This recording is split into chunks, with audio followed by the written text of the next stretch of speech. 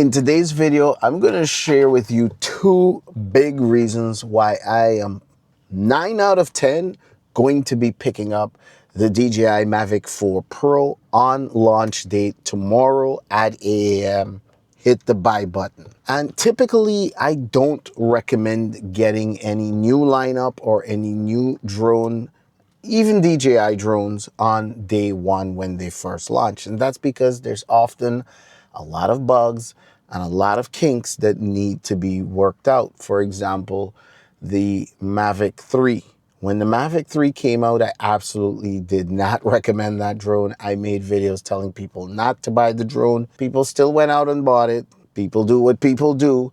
But that drone turned out to be plagued with a lot of software updates that needed to be done. This drone also was plagued with GPS issues, so it was a bunch of problems. It was a completely new body, looking just like this. This was the first build, or the first time DJI built anything looking like this, with a combination of fisheye obstacle avoidance paired with your standard obstacle avoidance. So this is the first time DJI had actually released a drone with 2 cameras instead of 1, or 2 sensors instead of 1. One of them was really bad quality. I just could not recommend it, and the drone was completely unfinished. When the Mavic 3 Pro came out, I went and got that drone right away because the Mavic 3 and this body style was out for a while. So DJI got more time to perfect the flight, perfect the controls, work more on the cameras and improve them over time. So when the Mavic 3 Pro came out, it was basically ready. It was 3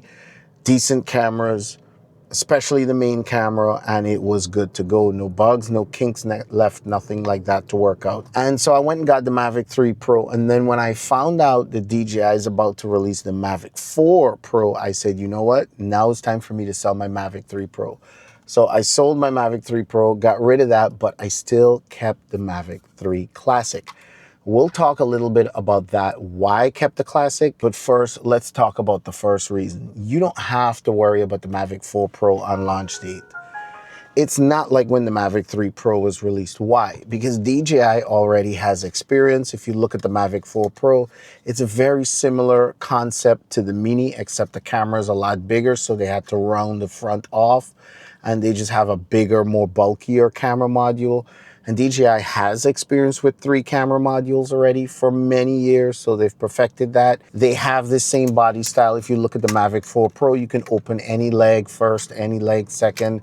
It doesn't matter, open any leg. It's a clean cut from the Mini 4 Pro, which has all the obstacle avoidance and everything. They even took the LiDAR from the Air 3S, which they have experience with, and they combined it all. So nothing about that drone is groundbreaking or new when you really stop and think about it. Is it a completely new drone? Yes, but it's a combination of this, using the technology that they already have. They already know how to tilt the gimbal on the Mini 4 Pro, so it's not something new they're doing. Yes, it's a newer gimbal, it's a bigger gimbal, but they already know what to do. They've been there, they've done that with the Mini 4 Pro, the 360 obstacle avoidance, the LiDAR, this particular type of body shape or concept. They've been there, they've done that, they know what works. So when you think about it, even though the Mavic 4 Pro is a new drone, it's not really. It's a combination of the Mini 4 Pro and the Mavic 3 Pro. They took those 2 technologies that they have and a little bit from the Air 3S, combined it all and made a new drone. So I'm not really worried about unfinished software and a whole bunch of bugs and kinks. No, DJI's been there and done that. Yes, have they improved the cameras a little bit, adding 6K, which I really want. That's the other reason I want it. Everyone who knows me know I'm a big 6K fan. That's the reason I didn't buy the Air 3S, because the Air 2S had 6K and I absolutely loved it.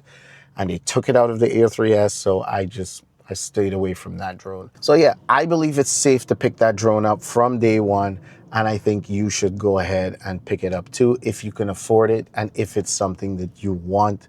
Because let's face it, it's not something that we need, but if it's something that you want, yes. And it's not gonna break the bank, go ahead and pick it up, especially with that new controller. I have to get that new controller. I love a big screen in my life. Do I need it? No, I've got a big screen on what I fly right now, and it's pretty fast to set up, but I really like the controller, so I'm gonna get it anyway. Plus, the controller is supposed to be compatible with the older drones, like the Air 3 and the Mini 4 Pro and the Air 3S. So that I'm looking forward to as well. So yeah, that's the main reason why I am getting the Mavic 4 Pro. I feel like it's a no-brainer. It's not something completely new that DJI has brought out that has never been seen before. And as a result, it's not brand new technology that we should be worried about.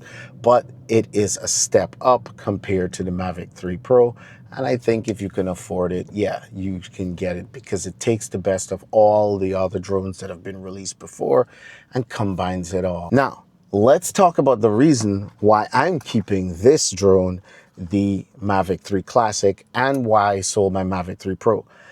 I sold the Mavic 3 Pro because the Mavic 4 Pro cameras are going to be better. They're going to let more light in. They're going to be better in low light. They have slightly bigger sensors. And once you get used to that camera spec and you start getting used to shooting 6K or just better cameras, it's hard to go back. And so I know myself, I'll never end up flying my Mavic 3 Pro once I have a Mavic 4 Pro. So what's the point? Just get rid of the Mavic 3 Pro.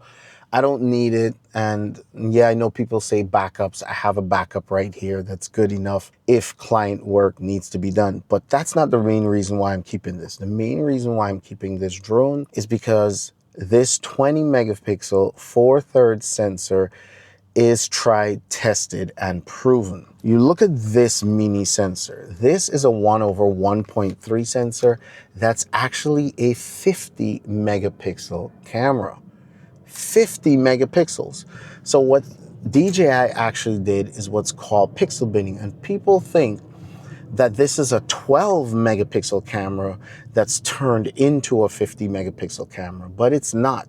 It's a 50 megapixel camera. There is 50 million pixels on that sensor that is sensing light. What pixel binning actually does is take groups of 4 pixels that will sense 4 different colors and actually make all 4 of those sense one color, essentially turning 4 different pixels that sense 4 different colors into, group them to make them into one giant pixel to sense one color. So you can actually tell the pixels or group the pixels to sense colors that are the same. So that's pretty cool. I made a video here explaining it on the Mini 4 Pro, and the same concept will apply to the Mavic 4 Pro. That's going to be effective 100 megapixels that will group the pixels into four different colors, group them in those 4 different colors, group them into one, and make those 4 different colors actually sense one color, turning those 4 pixels essentially into one giant pixel. That's all it's doing. And that's how you take 100 megapixels, you group them into groups of 4, sensing the same color, and essentially you'll have 25 megapixels. And that's what the 100 megapixel camera, the 4/3 camera on the Mavic 4 Pro will be doing. And I'm just not sure that the results will be as good as this 20 megapixel camera, at least when it comes to photography. Video might be harder to sense when the pixels are grouped, but for photography, this might actually be a slightly better camera, and I'm not sure until I test it. So that's the reason why I'm hanging on to this. So make sure you subscribe if you want to see me put the new 4/3 sensor against the old one, the 100 megapixel versus the 20 megapixels. Now, not saying that the 25 or the 100 megapixel camera, 4/3 camera, is not going to be good on the Mavic 4 Pro. It has a faster aperture. This is a f2.8. That one is a f2, so it is going to let more light in, which is key, which you need when you have a lot of megapixels. So, you know, DJI does know their stuff, and they know how to cover up and blend and use software to fix things internally within their drones. They have a lot of experience and a lot of good technicians working for them. So chances are the Mavic 4 Pro might all around be a better camera compared to the old 4/3 sensor on the Mavic 3 Pro. But tomorrow's right around the corner. The drone will be released. I will put my hands on it as soon as it is released.